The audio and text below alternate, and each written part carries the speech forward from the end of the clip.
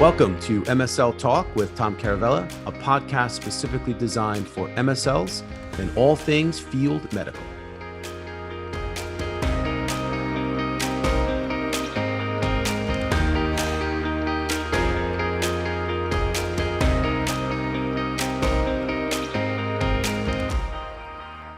Hey guys, welcome to the podcast. My guest today is Mark McKern. We call him Mac, and he is an executive coach and retired U.S. Army colonel, and talks about how to emerge as an everyday leader and top performer. Awesome conversation. I think you guys are really going to like this. Don't forget to follow me on LinkedIn, Instagram, and of course, check us out on YouTube, as well as MSL Talk Live, which is now on the LinkedIn Live platform. And that is the first Tuesday of every month at 1:30 p.m. Eastern time. So thanks for joining us. Hey, Mac, thanks for joining me, buddy. Welcome to the podcast. Oh, it's great to be here, Tom. Thanks for having me. Yeah, man. So I'm going to start with the obvious. All right, guys, for those of you who know this, my son graduated from the United States Naval Academy last year. And I'm inviting an retired Army colonel onto my podcast. If you know the rivalry between Army Navy, this kind of goes against everything that we stand for. But I have to tell you, I admire this guy. He is a true leader. He has helped me. He's helped my business. And we joke about the rivalry with Army Navy, but we all fight on the same side. And this is going to be a real treat because this guy is something special. So Mac, why don't you do a quick introduction? Yeah, sure, Tom. So like you, I cut my teeth as an athlete, and that's what really opened doors for me early in my career and got me into West Point as a recruited football player. And after graduating from there, I spent 30 years in Army aviation, bouncing around the world, participating in a lot of different operations, culminating in command of an aviation brigade in Afghanistan, roughly 3,000 people, 100 helicopters. Left the military, or retired at 30 years as a colonel, went in the private sector, went into aerospace, kind of a natural place for a helicopter pilot to go. Really enjoyed that, but I wasn't really finding my niche there. So I went into the coaching industry, leader development industry, and am working as a executive coach and peer group leader for Vistage, international CEO organization, as well as a growth strategy consultant for Generational Consulting. Awesome, man. Well, thank you again for being here. I'm excited to share your knowledge and experience with our listeners here. So before I do that, quick shout out. I just got back from ASCO, which is the American Society of Clinical Oncology annual conference. And I have to tell you, I met so many awesome people. So I just want to give a shout out to all the people that came up and introduced themselves, fans of the podcast, and just people that I never met before. You guys are awesome. Thank you for taking time, and thank you for your support of this show. Thank you for sharing it. I really appreciate you guys. I love seeing people. So if anybody's ever out at a conference, if you ever see me around, make sure you grab me and say hello, because it made, I was there for a couple of days and it made the whole experience for me. So Mac, let's jump into it. So you have, over your military career and over your professional career, observed a lot of leaders, true leaders. What would you say are the characteristics that these folks share, whether it's on in the private sector or whether it's in the military? Sure, Tom. The best leaders I've observed have been the best communicators. They are able to provide strategic vision for an organization, or goals or objectives for it. They're able to unify the people, bring them together to accomplish those. And they're able to really get into the untapped potential of folks. So the best leaders I've seen are able to do that. Some of their characteristics, they're selfless in their approach to how they lead their organization. They always put the team above what's best for them. So they're committed to being a part of the team. I really think a character trait that I really learned after the military is be a better listener. The best leaders I've observed really are do a great job listening to people, doing less talking about themselves and what they've done, and really bringing out the best in their people by asking powerful and impactful questions to get them to open up and get them to find the solutions and be critical thinkers. Those are some of the key traits that over time I've observed. Yeah. Leaders. Good stuff. Yeah, I'm sure. I'm sure there'll be plenty others that we're going to uncover in this conversation. But let's talk a little bit about, obviously, these last 2 years have been difficult with the pandemic. And I know that there are a lot of leaders that are probably trying to help course correct or motivate their team or get their team back up to a certain level. So what types of things do you think are important for leaders to do to help instill confidence in people and motivate people and get them back into the right mindset and get them back on track? Yeah, no, that's a great question. And, certainly a lot of leaders were challenged, and not just the pandemic. I mean, look what's happening across the country relative to, inflation, supply Yeah. chain, hiring and retention, all those factors that are impacting leaders.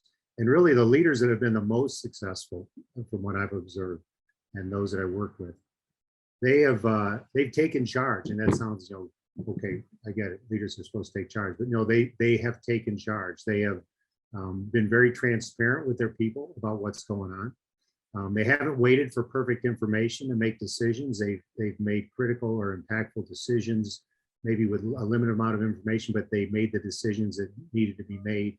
And by being transparent and open with their people, they've given their people a confidence that we're going to get through this. We're going to get through this together. It was interesting to see the reactions when the pandemic occurred from folks about who had people that were no longer really useful for them, or there wasn't active work for them to do. The good leaders made concessions across the whole team. For example, executive teams taking pay cuts, reducing hours to keep people on board, and they kept their teams together and did everything they could to work through that crisis. And they're so much better off in the back end versus the companies who leveled the employment, the workforce, and just started letting people go. So in these times and the times that continues, it's the leaders that are just being open and communicating with their people and letting them know what's going on. I think they're going to be most effective. And it's done in so many different ways, whether it's town halls, emails, walking and talking with people within their organization, because some teams are so large, it's hard to get around everybody, but they are present with them and let them know what's going on and what they're doing about it. Yeah. I'm listening to you, and it's so, what you're saying is so important, because a company's culture is a mirror image of leadership and how leaders act and how leaders respond in difficult situations. Do you agree with that? No, I totally, culture is how the organization behaves. And if it's not behaving well, it's going to have a poor culture. And if you let people remain in that culture because they're high performers, they'll cost you more in the long run. They're going to erode the workforce. The result's going to be people are going to underperform or quit on the team because of a cancerous employee or a team within the organization. So yeah, culture is everything. And it's always easy to instill the proper attitude in good times, and it's easy to have a positive culture when things are positive. Sure. You see true character when things start to go south a little bit. And there's always volatility, especially where we are in the pharmaceutical industry. There's always volatility. So it's really important, especially as leaders, to lead by example, obviously. You mentioned confidence. What's the best way to instill confidence in your team? Yeah. Well, it starts in how the leader presents themselves. So some call it executive presence. How does that leader show up? First and foremost, the leader's prepared for whatever it is, whether it's meetings for that day, one-to-one feedback sessions, whatever it might be, they are showing up prepared. And it's not just the mechanics of preparation, it's the visualization of what's going to take place. So a mental rehearsal of what's going to happen. It's being in the right mindset. It's going to be a tough day because maybe somebody has to be let go. Somebody has to get a less than positive sit down, whatever it might be, or you just got to make tough decisions on work. So your mindset, you get ready for the day. So a big part of it is preparation, I think, for confidence. People see a confident leader, they feel good. How does that leader present themselves? Hmm. You know, is in the communication pie, really only 7% of it's the words. 55% of it's the body language and 38% is the tone. So how you present yourself, the way you talk, the cadence of your speech, how you communicate, that has a huge impact on people being confident. You may have the best words in the world, but if you're not conveying the message in a confident way or a way that's believable, you're going to probably lose those people, and they're not going to be confident in what you're saying. So those are a few big ways to instill confidence, you know, in how you show up. I mean, and there's other. I guess you could also roll in there how you're showing up for the audience, how you're dressed, how you're that presence you have physically, how they see you and perceive you. You roll into a board meeting with a t-shirt and a pair of jeans on, you're probably not sending a very good message and confidence into the members of the board. So the flip side of that, if you're meeting with some construction workers, a pair of Levi's is a good thing to wear, and a pair of boots. So, you know, it depends on the situation about how you show up physically for those meetings or for those communications. Yeah, those are great tips. And you got to know your audience. And, you know, the other thing that resonates with me, a lesson I've learned recently, is how you do one thing is how you do everything. I had an opportunity to tour the First Form headquarters in St. Louis. First Form is a nutrition supplement and apparel company founded by Andy Frisella. If you guys never heard of Andy, he's awesome. He has a podcast called Real AF. And that's their main slogan. How you do one thing is how you do everything. So you just reminded me of that, because leaders really, you know, your team is like a sponge. They're going to listen to everything you say. They're going to follow your body language, the tone of your voice, the way you communicate, not just the message, but your actions, your reactions. Every piece of the equation is going to be picked up. Nothing's going to get missed. So I appreciate what you're saying. I think it's really important.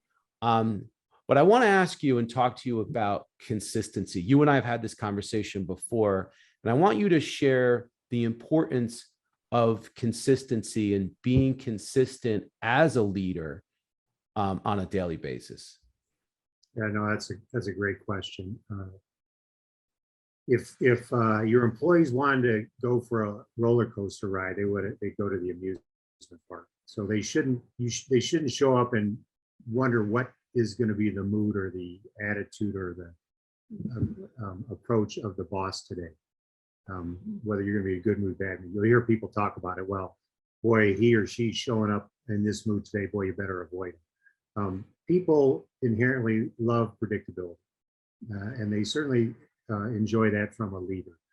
And you may be a grump all the time, but at least you're consistently a grump. So they're looking for predictability. I once worked in a organization in which the senior commander talked about, he used an acronym called TIPS: talk to people, keep them informed, give them predictability, and show them that you care. And I've always hung on to that acronym. And the piece I like the most of all that is predictability. People will do whatever you ask of them as long as you give them enough notice and time to prepare or be ready or what to expect. So I think predictability is a key piece of what you can do to be consistent. And I really think that's key. I mean, I think for as a leader, you have to show up in a similar manner or well prepared and communicating, over communicating in some cases, the message or important aspects of the organization. Awesome. I love that. Yeah. I you know, it's funny. You and I have talked about the predictability piece in the past too. And that's something that you can control as a leader. You can control that. So you can't fail at that, because there's so many unknowns in any walk of life, business, or whether you're in the pharmaceutical industry, if you're an MSL manager or director or VP, you try to control the things that you can control. So predictability is certainly one of them. Another area that we talk a lot about on this podcast, that's very relevant to the MSL role, but I think it's relevant to anyone in a workplace, especially in a competitive environment or an environment that's based on production, is emotional intelligence. Mhm. So can you talk about how important it is for leaders to show emotional intelligence, and how that plays a factor? Yeah, sure, Tom. Now I'm gonna ask to circle back though, back to that predictability piece before I answer that. And that's that you brought up a great point. I don't want it to get lost. Is Mhm. you control what you can control, and that doesn't mean predictability means you're not able to change or adapt to situations. It means you're controlling the environment that can be controlled so that you're prepared for the unknown. And that's an important piece of it. I once had a leader, when I evaluated him, I said, he always prepared for the unknown. And he said, what do you mean by that? I said, well, you took care of what needed to be taken care of, but so that you could handle the chaos or change that was going on within the organization. And that's an important part of leaders anticipating the things that could go wrong or could go bad, and they're ready for it. So just wanted to circle back that I thought was an important point. But emotional intelligence. So it's part of the triad of leadership. Your intelligence, your IQ, your behaviors.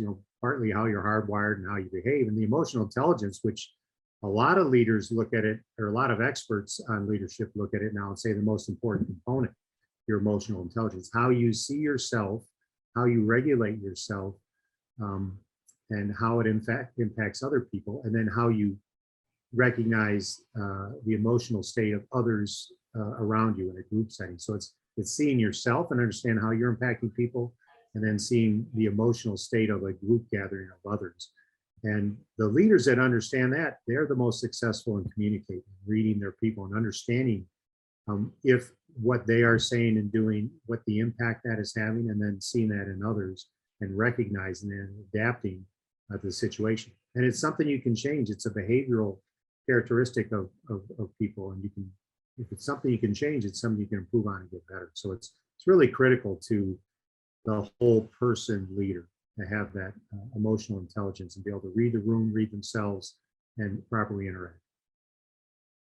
Yeah, I can't agree more. And it makes me think. So as you mentioned those three pillars of leadership, would you say are leaders born or made? Yeah. I know it's a tough question. I didn't mean to hit Yeah. you with that one, but No. It's it's a question that's often asked, and I think people are born with an aptitude towards leadership, and then their formative years define how much they gravitate towards leadership, how they're raised, what they get from their parents, what they get from their colleagues, from their schools. But it's a leadership. To be a leader, it's an evolutionary process. It's a continual learning and adaptive process that if you want to be good at it or better at it, you've got to work at it. It's like a relationship. If you want it to be a strong relationship, you're going to have to work at it. So I think it's an app. You have an aptitude for it, but it has nothing to do with introvert, extrovert. It has to do with your ability to communicate with people and inspire them to do great things. and I agree with that. I mean, I think we're talking about leaders, but not just two leaders. Mhm. I think what's important is anybody can show leadership. Anybody can emerge as a leader. It doesn't matter how young you are or how tenured you are, what your role is, what the level is in that role, or where you fit on the team. You can display leadership every single day in the way you carry yourself, how you help others, how you treat others, going above and beyond, all the things that we already talked about to an extent. But I think it's important to realize that leadership skills and leadership ability and displaying leadership doesn't need to be reserved to the person that's in charge. Do you agree with that? Yeah, I mean, you're describing informal leaders as well. I mean, people that are stepping up, and whether it's as simple as holding someone accountable to accomplish something, or steering someone back in the right direction if they're getting off path or misunderstood what the guidance or direction was. And those are the most powerful people in the organization. Those that are taking charge below the surface or stepping in below the surface, who maybe don't have a formal leadership role in the organization. But you hit it. You don't have to be Vince Lombardi to be a leader. Right. That's You my don't have to point. be, the charismatic, maybe in your face or flamboyant person. The best leaders I've ever observed were some of the quietest people I've ever known. Yeah. And their words were impactful. They meant a lot when they said it, because they Yeah. didn't say much, but when they said it, it was really impactful. That's awesome. Yeah. So what recommendations do you have to help folks grow as leaders? Yeah, a lot of things you can do. I think the most important thing is to observe other leaders and keep a book on it. And I literally used to keep a book as a junior officer of what I liked and what I didn't like about leaders. And it was focused on different topic areas, but I would take notes. That was a great way of doing that. I really want to do it that way when I'm in that role or at that position. So I think you observe and you learn as much from those that are not effective leaders as you do from those that are good leaders. So I think that's an important piece of being growing as a leader. The other piece is to study the art of leadership, to read, for personal study, whether it's reading books about great leaders or reading books written by thought leaders about organizational culture, leadership, what successful leaders have done. So I think those are two really important pieces. And lastly, I'd say find mentors or people that are successful that you want to grow up to be like, or who you emulate, or parts of them, and ask them questions and directly, not confront them, but directly communicate with them. I'd like to, I'm interested to learn more about your thought process behind that. Why did you do it that way? What inspired you to make that change? I saw that communication you had with that person. That was interesting. Why didn't you approach it a different way? And to be curious about it and learn from others. I think that's a great way to develop and grow as a leader. Yeah. A lot of people in our world, they may be looking to get to the next step in their career, whether it's applying for a job, looking to break into industry, or maybe they're looking to position themselves for a promotion. So what advice do you have to those people where to help them stand out? Yeah. Well, in the military, a lot of cases you say if you're working to stand out, then you're not being a good team player. So there's a it's a bit tainted with me. My short answer is do your job and do it well, and you're going to stand out. If you got a culture of learning and growth, people are going to recognize that you're doing your job well and you're standing out. But be a good teammate with others on your team. Be curious about what they're doing. One of the things we do in one of my leadership programs, it's called Advancing Leaders with Vistage, is we give them assignments to grow cross-functionally outside of their area. These are director level positions, leaders in those areas. And we say every month, spend some time with somebody outside of your functional area and have a conversation. So you have a better feel for it. So you're not in a meeting, you can understand and have some empathy or maybe even some advice for someone not in your function area, because you invest the time to learn and grow from them, somebody else. Another thing you can do is make yourself available for, call it additional projects or activities. Be on a Tiger team, volunteer. You're looking for a group of people to plan something. Again, you're going to get cross-fertilized with people outside your functional area. You're going to learn and grow in other areas, and you're going to be perceived as a team player who's giving more back to the organization than just what's in their job description. I think all those you can be impactful and be noticed. Yeah. It boils down to doing your job well and being a good team player. Yeah, and I'll tell you, I like. I'm a big advocate of try to be a problem solver and try to serve others. And I'm talking to a guy who served our country for 30 years, and about service, and so I'm sure you agree with me that if you can help solve a problem for somebody, you're putting yourself in a position where there's a sense of indebtedness, and that person now is going to appreciate you even more and say, hey, you know what? Mm-hmm. I'll never forget that you went above and beyond. You helped me out of a situation, or whatever the situation might have been. But I always try to tell people, one of the best ways to establish yourself in your career is be a problem solver, serve others, volunteer, raise your hand, go the extra mile. That's how you're going to stand out.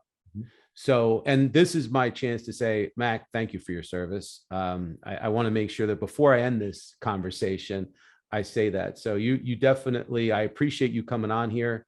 You're amazing. Any final pieces of advice, words of wisdom that you can share to our group here? Well, Tom, I want to say thank you for being a parent who encouraged your son to serve.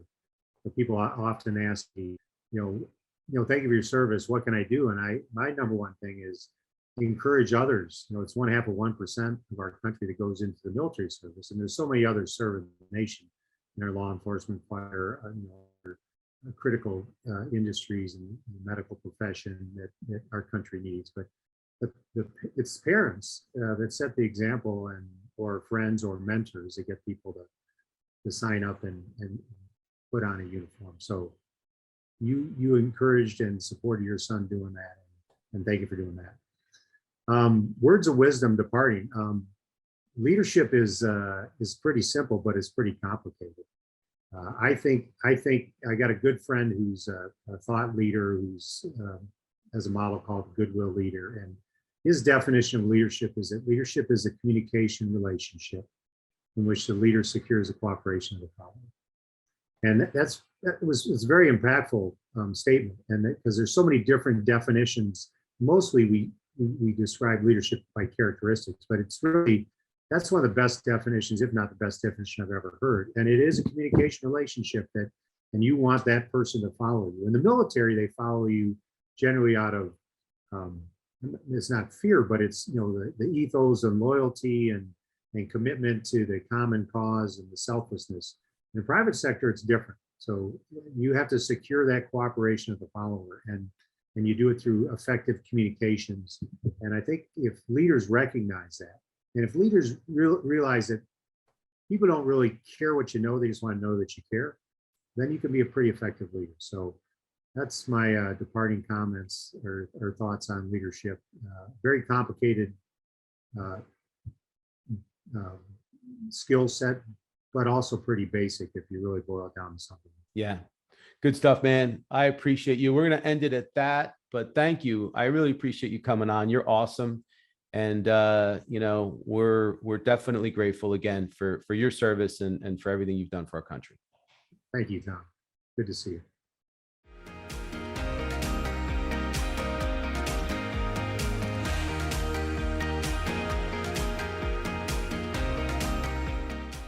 Thank you so much for listening to the show. If you've enjoyed it, please subscribe so that you don't miss episodes in the future, and feel free to leave a rating or a review or a comment.